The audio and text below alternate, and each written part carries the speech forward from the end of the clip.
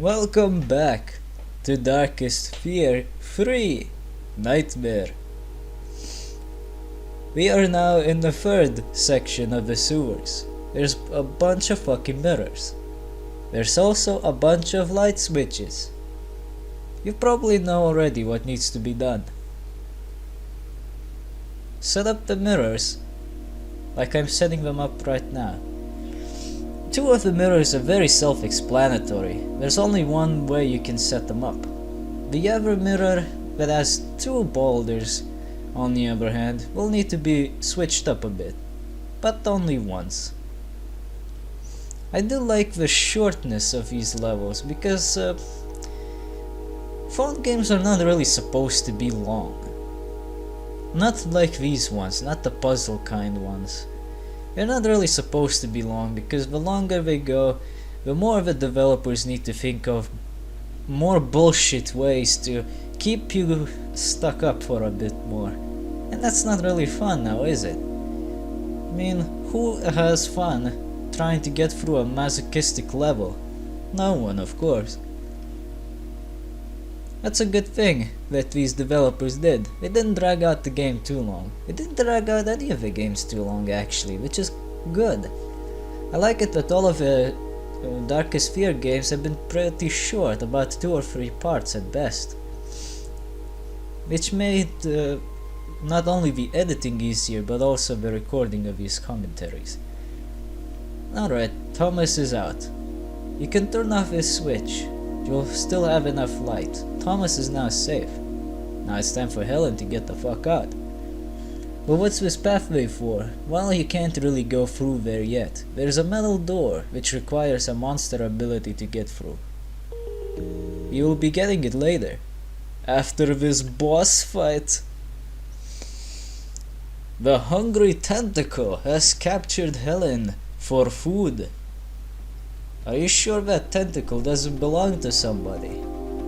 As far as I know, tentacles are appendages of other monsters. Or just octopuses for the most part. Well, here you go. That's a tentacle. It didn't eat, it just swiped the fucking pork chop. Is that even a pork chop actually? I don't know. Who cares? It's a piece of meat. It acts the same way as the rock. So throw it on those spikes.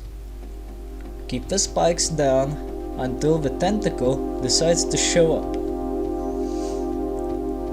You can see where it is by looking at the water. The bubbles will indicate where the bastard is at.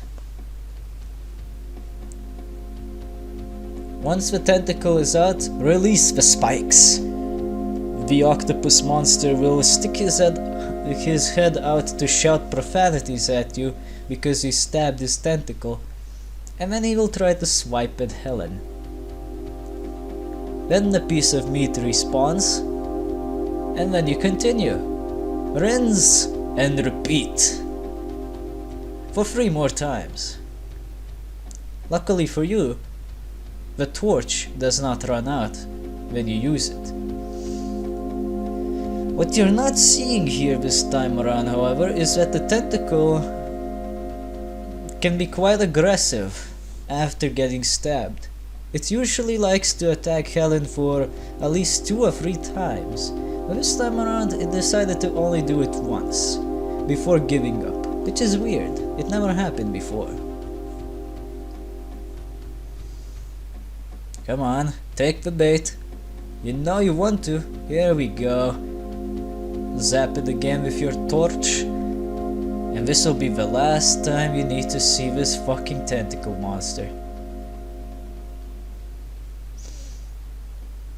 I do think the boss could have been a little bit more original. I mean, the way to fight him is... well, it's interesting to say the least. It's nothing special, but it's alright. However, the monster itself... it's a fucking octopus. How is that even interesting? And he looks like a big ass pushover too. Now he's dead. But do you notice that we are vastly larger than the damn octopus, why can't they just punch it? I mean, it's small enough to submerge in the water, but we are big enough to just walk around in this water that the tentacle monster is supposed to be hiding in. Oh, and don't worry, we're just going to hell. It's just the root kicking in. Yeah, look at that. We're going to hell 1. This room is, this level actually, is very annoying because of being long. I think it's the longest level in this game. And it's annoying too. I wish it wasn't. What makes it long is that there aren't a whole lot of tools to use for the pressure plates. So you have to keep moving for the most part. You gotta try and scavenge everything that you can just to keep progressing forward, which is not very good. I'm not sure if I'm even doing this right now. I played this so long time. The last time I played this, it was a very long time ago, so I can't really remember the best way to do this, so I'm just thinking while I'm doing this level. I'm pretty sure there's a better way to go around this, but I don't know. I really don't fucking remember the way right now. I still managed to do it in the first try, but it was pretty poor execution. It probably takes the longest to get through here than through the rest of the levels. I guess we got some time to talk about shit that nobody cares. As it happens, I've been spending some time on gameplay only videos recently, and the one person that actually watches these videos was not too happy about it. Well, here's what I have to say to that. Tough shit. I'm almost done. There's only like 2 games left to upload, so you're gonna need to buckle down and wait a bit. I also decided to do a few differences with my channel.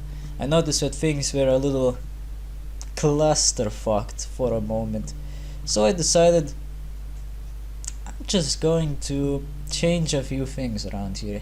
You might notice nowadays that certain videos have been recategorized to gameplay or let's look or whatever. I did that to make sure that it would be easier to tell what each video is supposed to be. So gameplay video, the videos tagged with gameplay are just gonna be normal videos that have no commentary. So you'll know in advance, oh, he's not talking here, well, fuck. I guess I'll just have to avoid this for now. And the regular videos with commentary will be tagged as always, let's play. Other ones, I'm pretty sure you'll figure out on your own. I really don't need to mention anything about it. You know what, fuck this mirror. We don't need this mirror. This mirror sucks. We can put it here.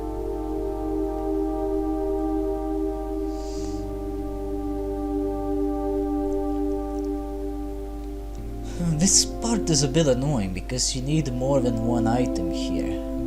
And it should be Thomas walking into that room, not Helen. But I fucked up a bit. So, don't do what I do. Try something different.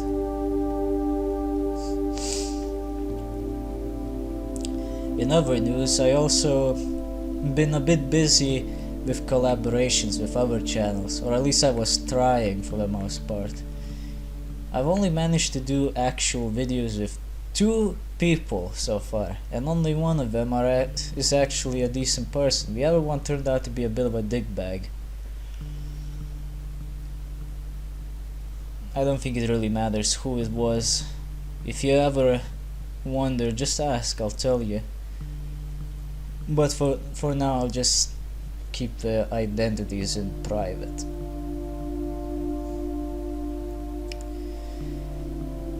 Let's just say that he decided to go full armchair psychologist, the one thing that you don't do with anyone ever if you want to keep him as a friend. we got ourselves a new ability, and the last ability. The Smash Door ability. When you walk through a metal door, it will explode. Like this. Pretty cool. Very explosive. We're gonna need that rock. Since we have the necessary ability to get a history scroll from this level, we might as well go ahead and do that. However, there's a lot of light, and if we want to get that light out of there, we first need to get back to the starting room. In order to do that, we need to put Helen there because she's nearly fucking dead, and then move Thomas and do shit with him. Alright, another thing you need to watch out for.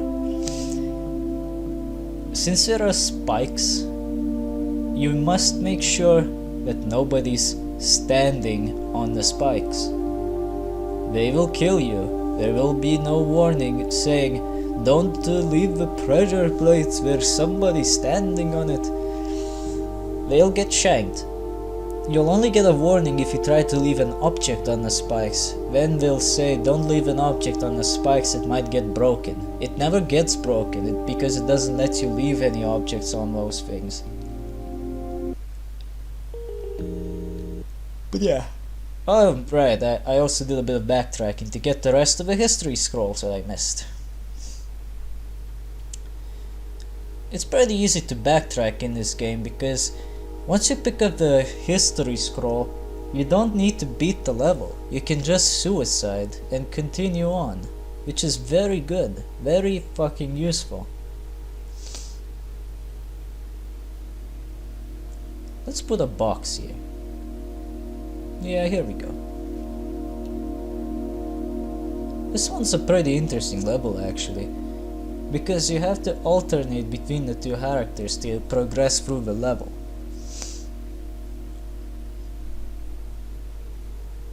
Like one character has to beat one part of the room for the other one to go on. It's pretty cool.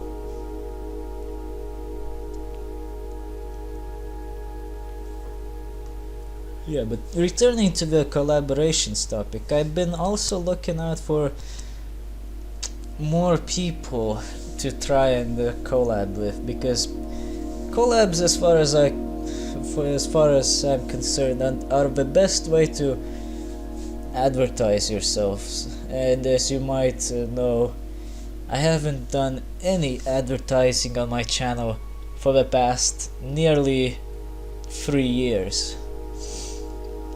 I just think that putting out ads and threads on various forums is just dumb.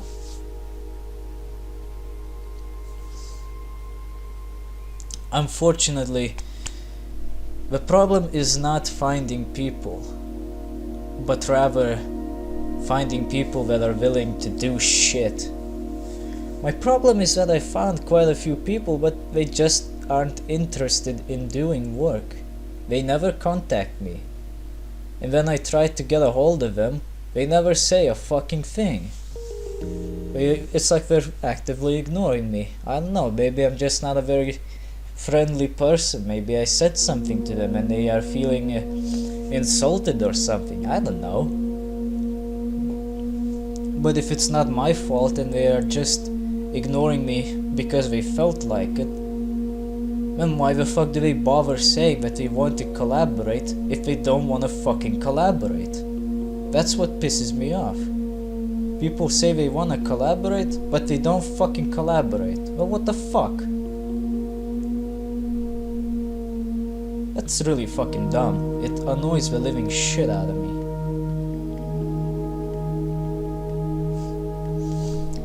Here you're gonna need to go to the right path side first, because you need to get something here. The history scroll.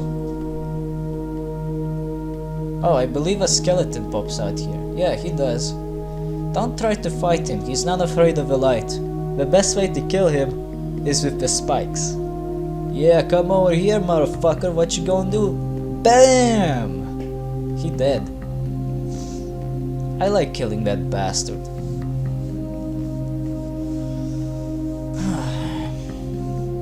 So yeah, I'll still keep trying to get myself into collaborations. Maybe I'll even consider advertising, but that's very unlikely.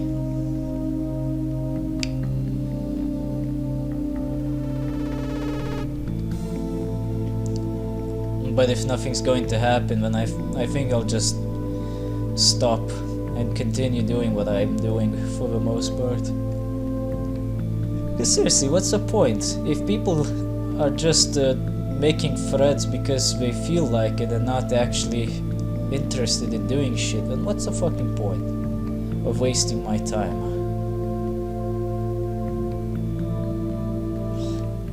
You can open up any side of these spikes that you want, but you're gonna need 2 objects to make sure that everything's open at the same time. Maybe it's possible to do it with just 1 object sitting on the pressure plate, but I always take the mirror and the stone to make it easier for myself. Alright, now Helen goes the fuck out. And this area is a little tricky actually. There's a lot of spikes that go down with just 1 pressure plate. This can confuse you in the first playthrough, and you can actually get your poor ass Thomas shanked because he needs to go through that particular pathway. Be careful.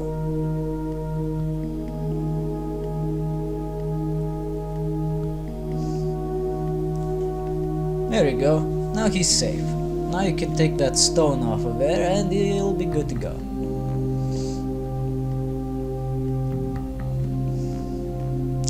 I do have to say the music here is pretty good. It's a lot different from the other 2 games, but I think the music here is not supposed to be like the other 2 games actually. I think it's supposed to be... how to say it? It's kinda like harmonic or something, like it's trying to show that, oh, the 2 bastards finally found themselves, now they are at peace, or something of the sort. Like some of the tracks sound like it's like the 2 of them are in full harmony and they have nothing to be afraid of anymore. Besides the dark bacteria, of course, but that's besides the point. Oh, and the skeleton disappeared.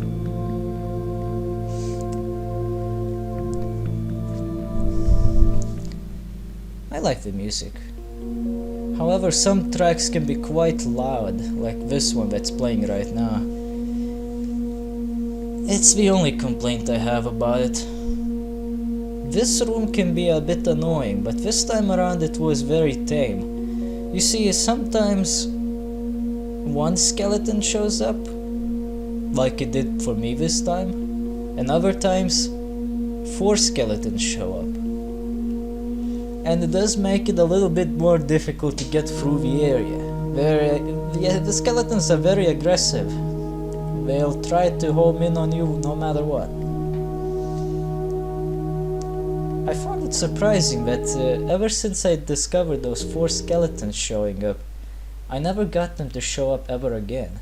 It's weird. Here comes the boss. And this boss is going to boil your brains to shit. It's not a very hard boss. It's very simple actually. They show you the real skeleton, then they mix him up, like that cup game. And you have to choose the correct skeleton. However, you have to keep in mind that this game was made for the old mobile phones, the ones with tiny ass screens. How the fuck are you supposed to keep your eye on a miniature skeleton on a miniature screen at that kind of shuffling speed? I don't know, it's mainly a guessing game. However, sometimes a zombie Thomas or a zombie Helen will show up. In this case you have to choose the incorrect character, or else you will get shanked a bit. This boss has 1 consolation, however.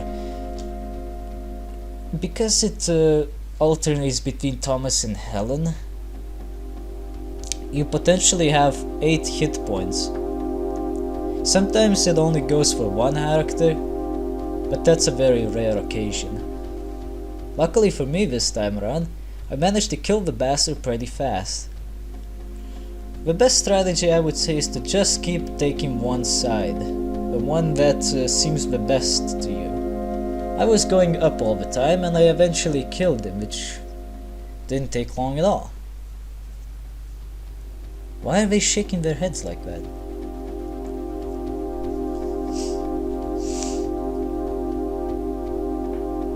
Oh good, I didn't hit him.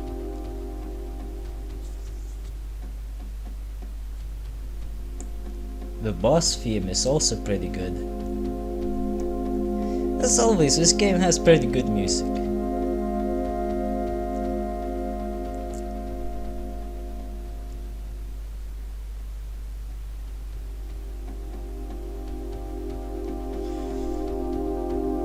Now that I think about it actually, I don't think there's a whole lot of stupid ideas in this game.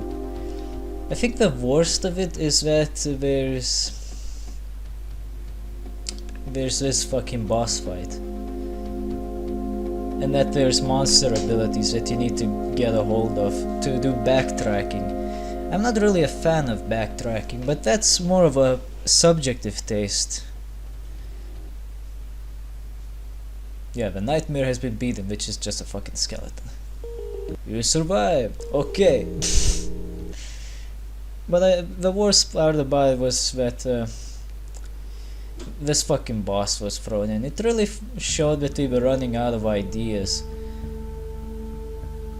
Which is why I'm happy that they stopped when they did. Because they could have easily fucked up and the game would have spiraled down into shit. But anyway, it is time to end! Just touch the table. Carefully, Thomas mixes the ingredients. Every story has an end. The antidote is perfect. It turned Helen back to normal. Her autism has also been cured, which I find that very miraculous. Thomas Warden writes a history book on Grim Oak City. It becomes a huge success because of all of those history scrolls. Suddenly the phone rings, and you answer it. Hello? It's me, Susan. Come to the hospital quickly. Helen is missing. That's bullshit. Oh well, I'll be there as soon as I can. End of Darkest Fear trilogy. Okay. I like the old games where we just show okay in every fucking place, in every cutscene. Which makes them a little bit more hilarious. Maybe something else could have happened if there were a different amount of ingredients in history pages. Well, I can tell you right now. I'll show you who's Lily Livered, you piece of shit. I'll tell you. The other endings are not very different. There's basically two endings here. We got the good ending, which is what you get when you collect all of the ingredients and the history scrolls. You get the shitty ending when you get when you don't get all of the ingredients and you don't get all of the history scrolls. However, I do remember there being something different about the history scrolls. I think if you take quite a few of them, but not all of them, your book is considered kinda okay. But when you don't have a whole lot of them, it's considered total shit. I might be wrong about this though. And when you don't have enough ingredient parts, if you don't have enough ingredients, I mean, Helen dies. I think she either dies or just becomes a monster and fucks Thomas up. So yeah, that's all there is to it. We finally did it. I apologize for the horrible delay on this video. I should have finished up with this game and the trilogy altogether much earlier. But better late than never, right? Yeah. This was Walter Richards from DaGameTrain. I'll be seeing you next time. Merry fucking Christmas.